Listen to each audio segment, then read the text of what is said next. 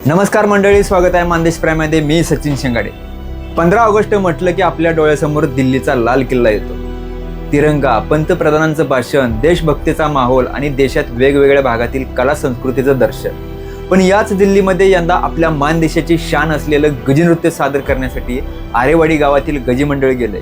ही आपल्यासाठी अभिमानाची गोष्ट आहे, कारण आपल्या मानदेशाच्या मातीत वाजणारा ढोल, आपल्या गजी कलाकारांच्या पायातला ठेका आणि आपल्या फेट्याचा रुबाब थेट दिल्लीपर्यंत पोहोचतोय. आणि ही काय पहिलीच वेळ नाही.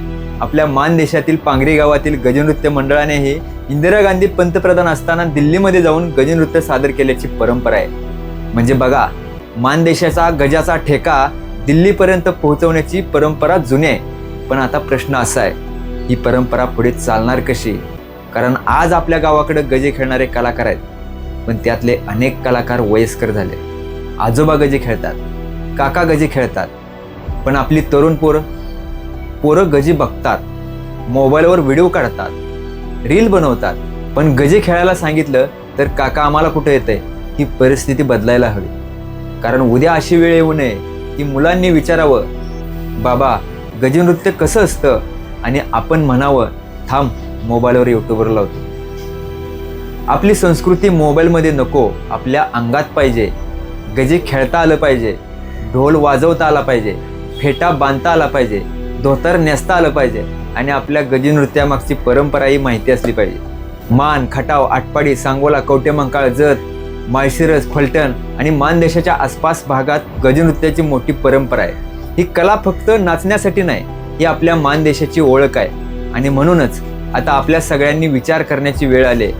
महाराष्ट्र शासनाने लोककला जतन करण्यासाठी प्रयत्न केले पाहिजेत. गजनृत्यासाठी स्वतंत्र प्रशिक्षण शिबिरं झाली पाहिजेत. ज्येष्ठ कलाकारांनी नवीन पिढीला शिकवलं पाहिजे आणि शासनाने गजनृत्य संवर्धनासाठी स्वतंत्र मंडळ किंवा महामंडळ उभा करण्याचा विचार केला पाहिजे.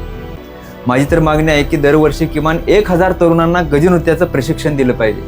हजारो तरुण गजे शिकले पाहिजेत, हजारो तरुण ढोल शिकले पाहिजेत, हजारो तरुण फेटा बांधायला शिकले पाहिजेत, हजारो तरुणांना पारंपरिक वेशभूषा आणि या कलेचा इतिहास समजला पाहिजे.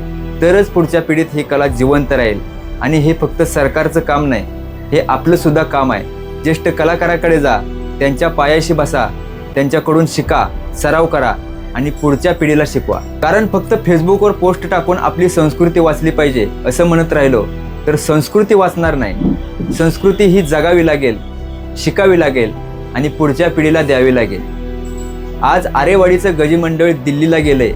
उद्या मानदेशातील आणखी 10 गावांची गजी मंडळं दिल्लीला गेली पाहिजेत. आणि त्यासाठी आपल्या गावातील तरुणांनी तयार असलं पाहिजे. आपल्या ज्येष्ठ कलाकारांच्या अनुभवाचा फायदा घेतला पाहिजे, कारण आज त्यांच्याकडे अनुभव आहे, उद्या त्यांच्याकडून शिकणाऱ्या तरुणांकडे भविष्य असेल. आणि कल्पना करा, उद्या दिल्लीच्या लाल किल्ल्यावर मानदेशाचा ढोल वाजतोय, गजाचा ठेका सुरू आहे, फेटे डौलात उडतायत आणि देशभरातून आलेली लोक आपली कला पाहतायत. तेव्हा आपल्या छातीवर हात ठेवून आपण म्हणू, हा आहे मानदेशाचा आवाज. म्हणून गजी फक्त बघू नका, गजी शिका. फक्त ढोलाचा व्हिडिओ शेअर करू नका, ढोल वाजवायला शिका. फक्त फेटा पाहून कौतुक करू नका, फेटा बांधायला शिका.